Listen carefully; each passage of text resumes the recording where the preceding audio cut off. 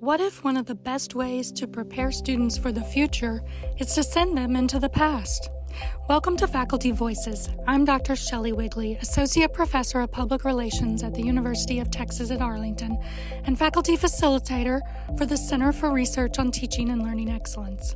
In today's episode, Beyond the Textbook, Teaching with Archives, we'll discuss why using archival materials has become such a powerful teaching and learning experience. We'll explore how working with primary sources encourages students to think more critically, ask better questions, and engage more deeply with learning. We'll also discuss an added benefit in today's educational landscape. Because students are working with unique archival materials and conducting original analyses, assignments become more resistant to over-reliance on generative AI. Perhaps my favorite part of this work is watching students connect the past with the present. After researching historical events, students have reimagined how those stories might be communicated today by creating podcasts, websites, social media campaigns, videos, and other digital content that demonstrates both historical understanding and course learning concepts. Whether you teach business, theater, engineering, biology, architecture, or simply want to create more authentic learning experiences, we hope this conversation inspires you to think differently about what's possible when students discover the past to better understand the present. Okay, thank you for joining us today and welcome. I'm Shelley Wigley, Associate Professor in the Department of Communication, and I am here with Jennifer Lanter, who is Assistant Professor of Instruction in the Department of Communication, and Evan Spencer, who is an archivist with UTA Libraries. How are you all doing today? We're great. We're happy to be here. Well, thank you for being here.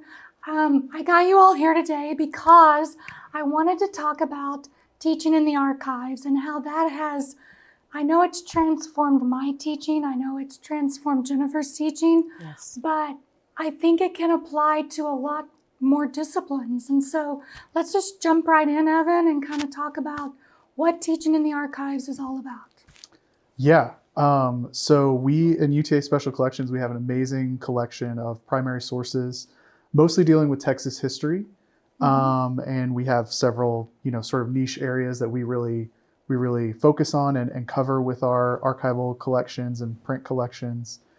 But, for many years, we have worked very closely with faculty, especially from like the history and geography department, to bring their classes into the archive to work with these primary sources in their coursework, whether it's for like a final paper, they require a primary source, or more in-depth research projects, things like that.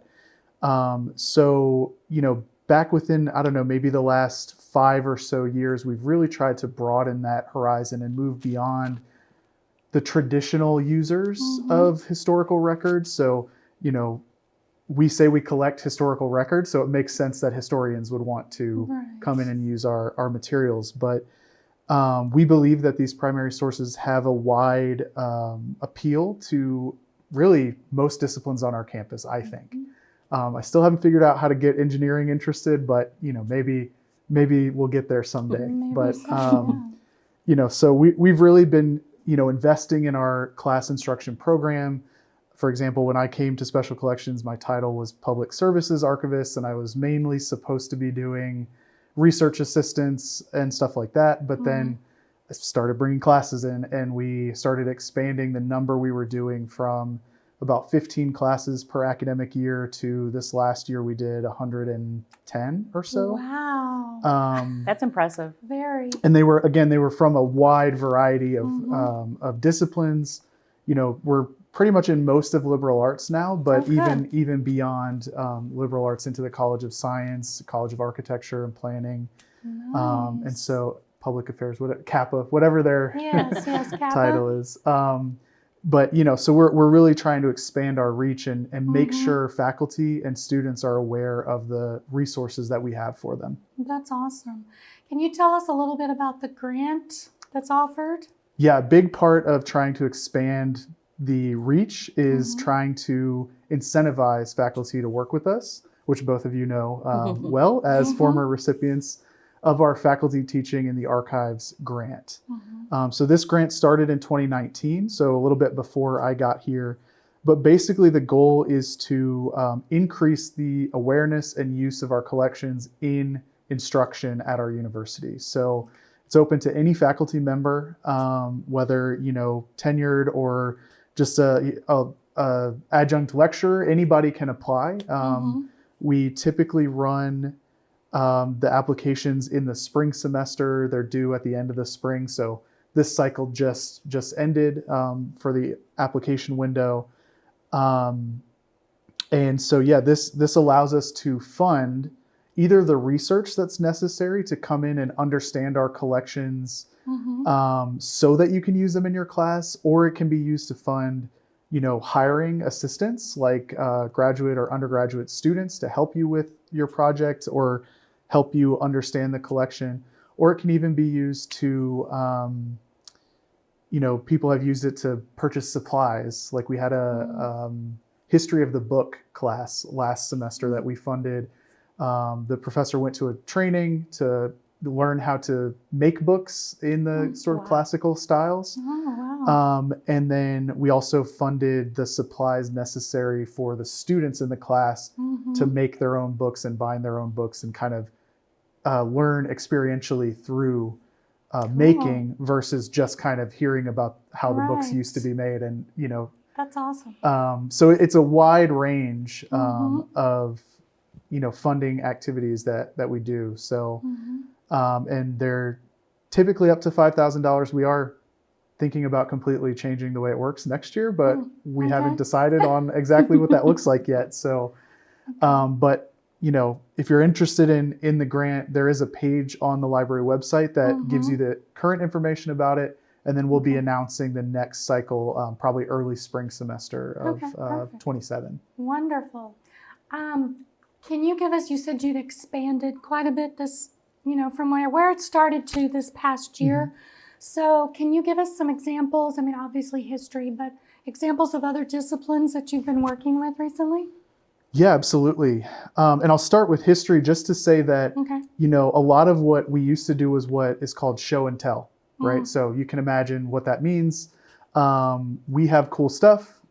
Tell your students to come see it. We'll just tell them about it. Yes. But we've really leaned in the last 5 or so years into making every session, even if the professor just asks for a show and tell, right? They ask to see the dog and pony show. We're going to incorporate some form of experiential learning. That's great. And so with the history classes, we'll do what we call document analysis. So we kind of sit them down in front of a set of historical records that we've curated.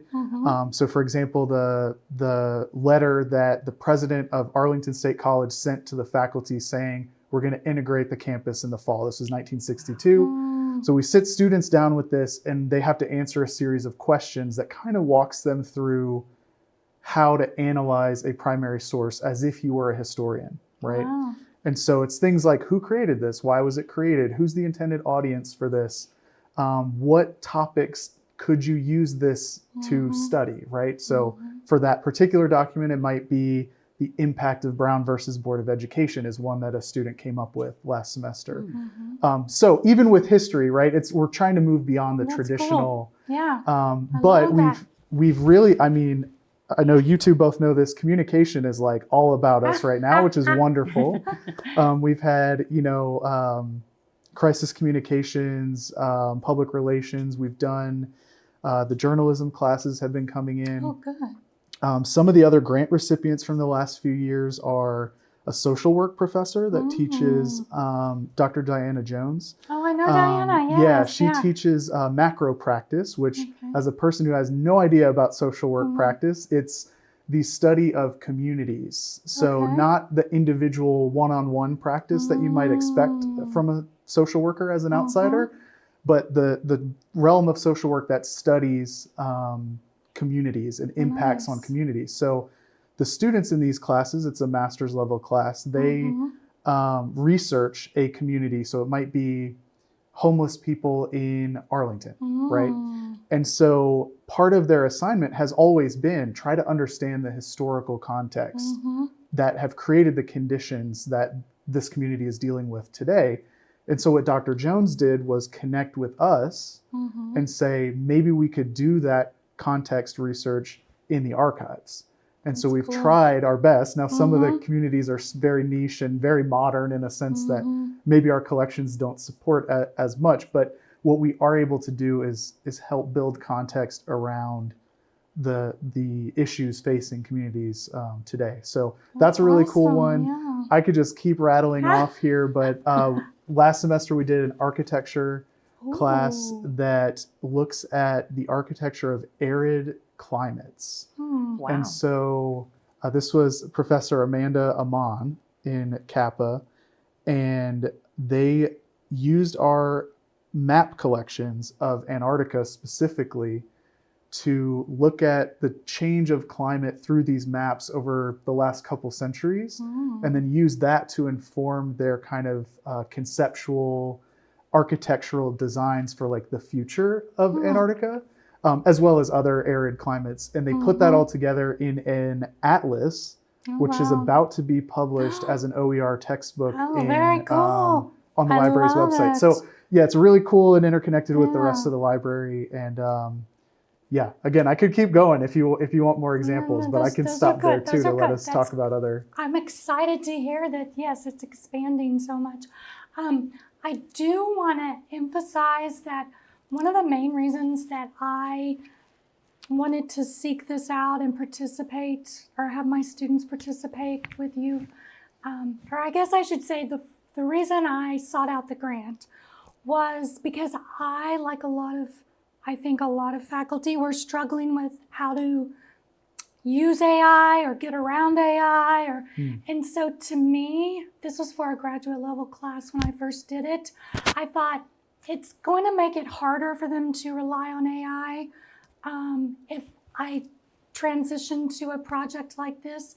And I also love, again related to AI, that the critical thinking skills that they have to use, because AI, you don't have to really use any critical thinking skills.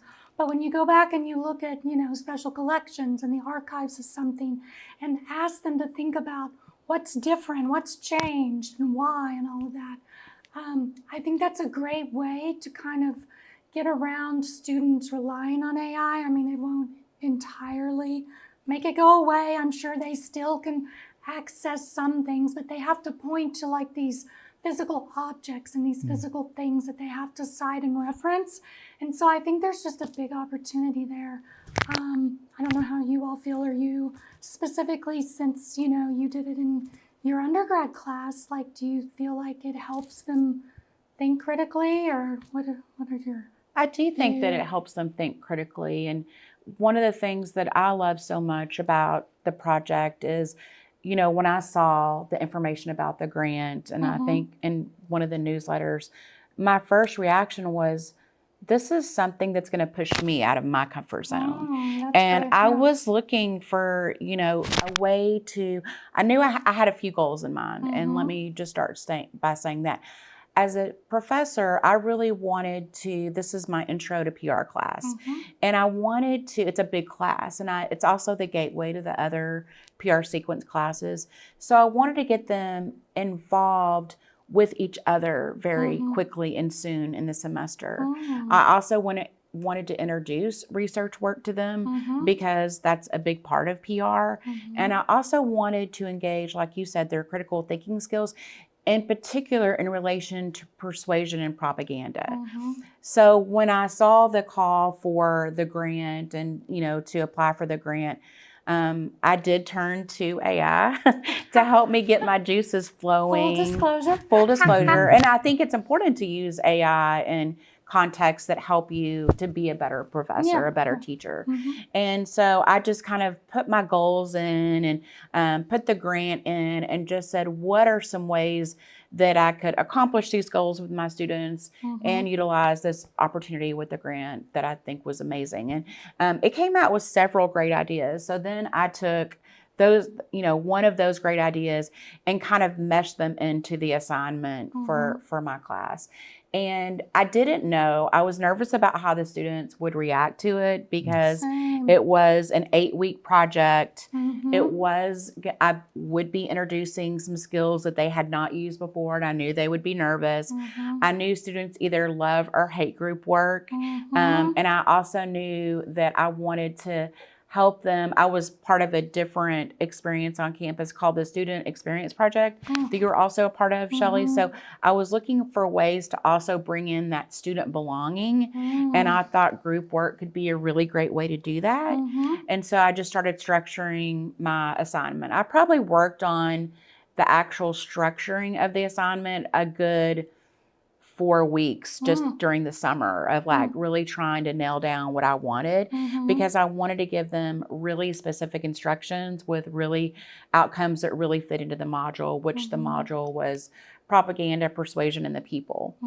And so once I had built that all out and I worked with Evan and his team, which they were amazing at first, showing me the different union materials in the archives and showing me like how this could potentially work. There was a lot of back and forth between Evan and I on, you know, how we could break this down so it was manageable for the archival staff, but also that it would be fun for them. And so it was definitely I never felt alone in the project. I never felt like it was only up to me. And so with Evan's help, I really feel like we had an assignment that the students would love. And I was right. Yeah. They loved it. Yeah. And one of the things that several students have said on the evaluations, I've done it for 2 semesters in a row now, and they love the fact that they get to make friends and work together. Lots of people have told me that they've shared their cell phone numbers and they're in group chats, and they were excited about the rest of the sequence. And so that also kind of lent itself to, first of all, helping the students not only feel proud of themselves for doing such a big project, because there was a research component, a poster component, and a presentation component. And so they had to put all those pieces together. Each student was assigned a team and a job, like they had a job description that they're part. And so they got to see how it takes a whole team to bring a project to life. But they also loved the fact that they were not just sitting in class listening to a lecture every day. You know, they actually got to go to the library and touch the materials and look at them with different perspectives. You know, one student may have one perspective on the team and then somebody else would have a different. And so to see them engage in that dialogue. And Evan, didn't y'all love seeing the students working around the tables, looking at that? Well, that's our favorite, like, you know, the students come, we love online classes too, of course, but students coming in to see the things and get to interact with, in your case, like the labor papers from really, you know, up to 100 years ago, I think in some cases, but, you know, it just makes history cooler for them and more understandable when they can see, oh, this is like actually a flyer that was handed to somebody, handed to a worker to try to convince them to do something, right?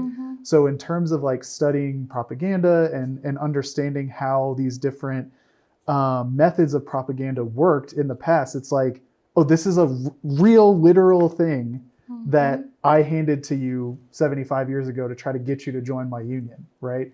For these purposes that are listed on here. So, yeah, I mean, it's always, I think, I always say like people love maps, but people love old stuff if they get to see it and touch it, and especially if they have a reason to see it. But yeah, I think, you know, the students in really both of your classes were like super excited about seeing the materials, but then also diving into them and working on the actual research and the actual project, which is much better than just like the surface level, oh, that thing's cool, like I'm going to walk away now and never think about it again. But the projects you both did encourage them to apply the techniques and the lessons from your lectures into analyzing actual stuff that we have here on campus for them to analyze, right? So we talk about AI, right? You you can't do that because none of the stuff we're using in your class for the labor archives is digitized at all. So it doesn't exist in this amalgamation of code that can analyze everything that's on the internet. Well, it's not on the internet. Yeah. That's so right. you have to use it. You have to use your own brain That's right. to figure it out. Some of the UTA stuff we used in crisis communications has been digitized, but even that is, I don't know if the AI bots have gotten to it yet, we'll say. But we'll see. I'm sure they will eventually, but for now. but even still, you have to have the critical thinking skills. Even if you wanted to use AI to assist you in the project, you would have to go through the critical thinking exercise of what question do I have to ask about these 3 sources I found to get an answer that maybe I can plug into my presentation. But even then, you're still going through the steps of, academic research and critical thinking. So I think that's a pretty good goal to have in 2026. Absolutely. I think it's more relevant now than ever. Like Jennifer, I was worried too that my students wouldn't actually think this was like a real sexy, fun thing to do.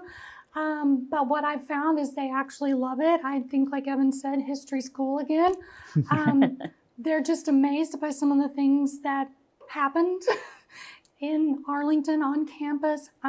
So I teach a crisis communication class. I got the grant for a grad crisis communication class initially. And so I did that, and those students were required to, have a final poster presentation and everything.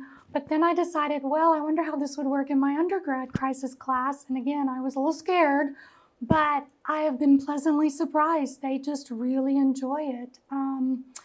I will say too, something that happened this last semester, Evan came to see some of the presentations, but instead of having students do posters, I had them pick, choose your own adventure. So they could do a website, a podcast, a video. It was kind of up to them, an infographic. They could do a poster, but they weren't going to, they would present it to the class. But what I found was that they combined this history with like new techniques. So I had one group that, I don't know if you all watch Abbott Elementary, but it's kind of, yes. So they use that as like the technique to deliver their case study basically on crisis communication. They picked an event that happened years ago, decades ago, but then they reenacted Abbott Elementary technique. What is that called? The fourth wall, or where you? Oh yeah. So they did it like that. It was really funny.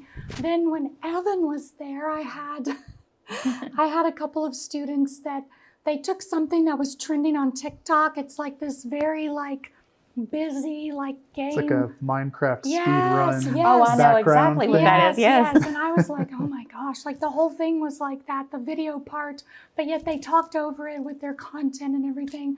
And then I had a student who is an influencer, and she decided she analyzed the Jim Jones, the Guyana tragedy. Oh yeah. But she did it with a Get Ready With Me video, which is trending on TikTok. So I mean, I loved such a dichotomy. I thought it was fascinating how several of them decided to mesh this historical aspect with new age technology. And ooh, can I steal that? Sure. Pick your own adventure? Yes.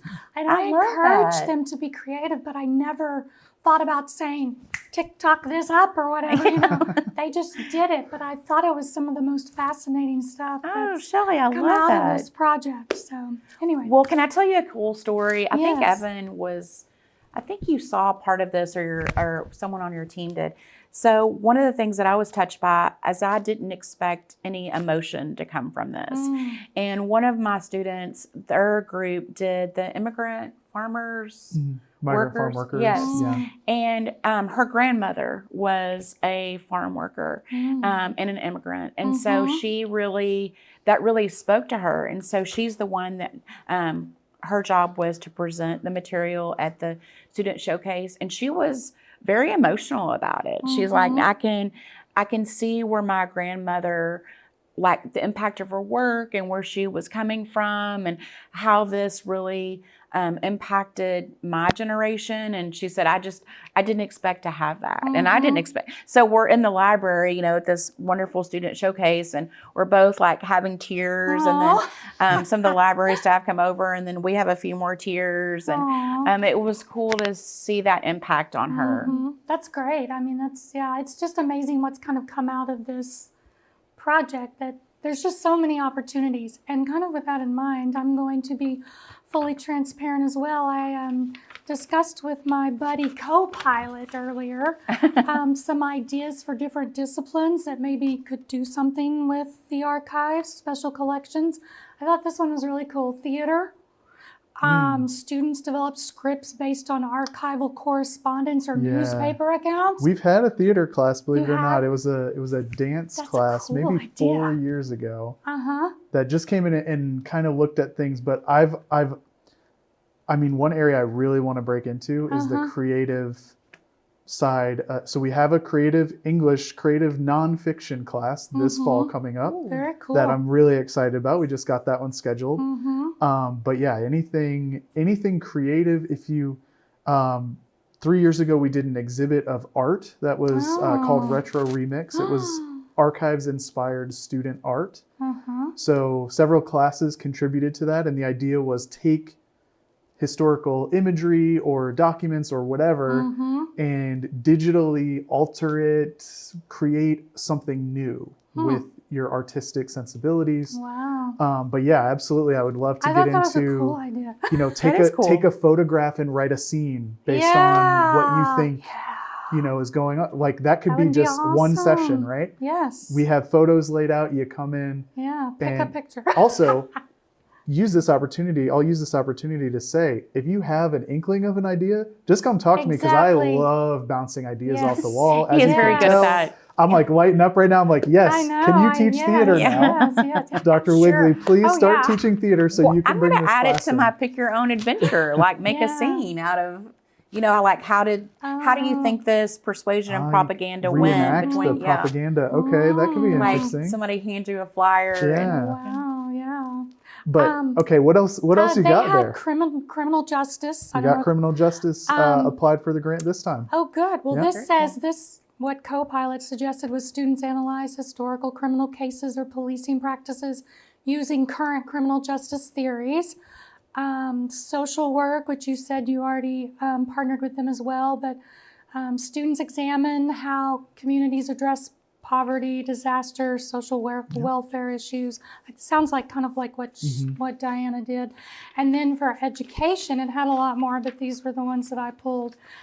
Students compare historical curricula, textbooks, or classroom practices with current educational approaches, which I think would be very interesting. It did come up with some ideas for engineering and like computer science and so forth. Interesting, okay. So I would encourage anyone who's thinking about it, an instructor in any discipline who doesn't know where to start to, get with your buddy Chad or co-pilot, tell them what you want to accomplish with the assignment and see what it comes up with, and then tweak it based on your knowledge and expertise. So, and definitely, loop me in as soon as you want to.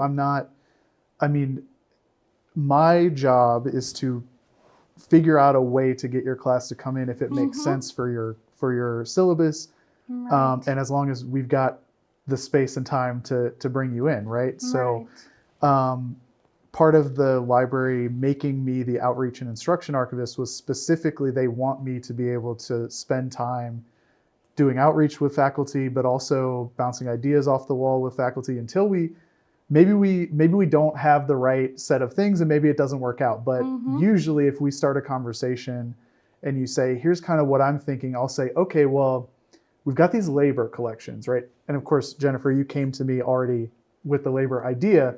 But if you hadn't, if you had just said, hey, I'm interested in propaganda and I think maybe we could do something, I would say, okay, yeah, let me think about it. Let's think about, because my job is to think about the actual archival materials that we have and take faculty ideas and make those two things meet in the middle somewhere, right? So, and we have millions of pieces of paper with all different types of topics on them. And So we say we focus on Texas history, but within that, there's labor archives that are just full of examples of propaganda, right? There's crises that happened in the past, both here and elsewhere, right? We have, you know, even if you wanted to do a more national approach for your topic, we're going to have the local coverage of national That's crises, what I told my right? students, yeah. So I don't think we have had anything on Jim Jones for the get ready with me. You had. I think she was able to pull something that appeared like in the Star Teller, like a wire story or something. Yeah, like there that. there might be photos. Yeah. So, yeah. but my point is that the library has prioritized through my position, like this brainstorming and this idea that like we can find a way to partner together. So. Don't feel like you're bothering me by sending me an email saying, I really want to do something. I just don't know what. Like, I'll set up a Teams meeting with you and we'll chat. And hopefully at the end of sometimes it takes us like 10 minutes to come up with an idea. And it's like, all right, send me a date and we'll put it on the calendar. And sometimes it may be a little bit more of a back and forth. But my whole point is that's my job, right? So, and I'm obviously really excited to do it. So, one thing I want to mention too that I forgot quickly is for my class, crisis communication that I teach.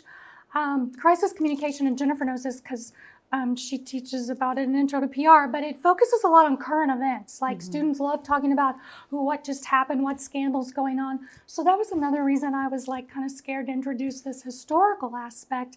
But one thing that's made it really cool is that like crisis communication was not studied or conceptualized until like about the 90s or so, but yet there were crises before that. So absolutely, just because the first crisis was in 1994. Yeah.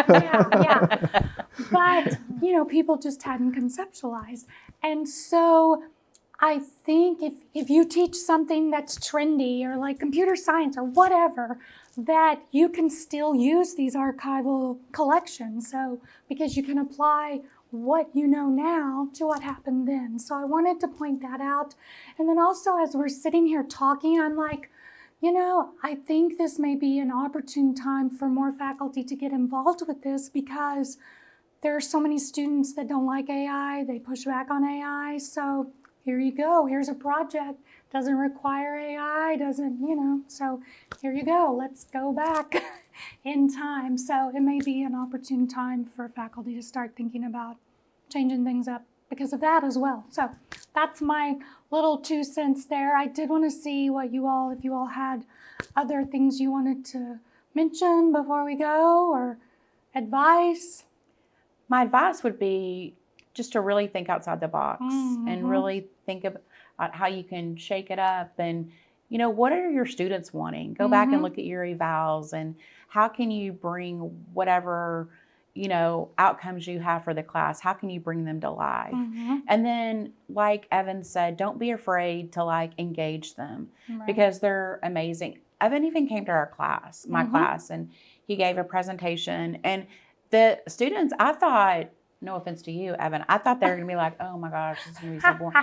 But they were like really into it. He brought examples of, you know, he asked them questions. He got the class going. And I had 75 students and there was a lot of back and forth. So I was excited. I remember the first semester I feel like was really good. The second one we had some dates, so we had to push forward before you had covered some of the concepts. Which was lucky we pushed forward because my baby was born the week I would have been there. Yeah, so so I would have no-showed your class, unfortunately.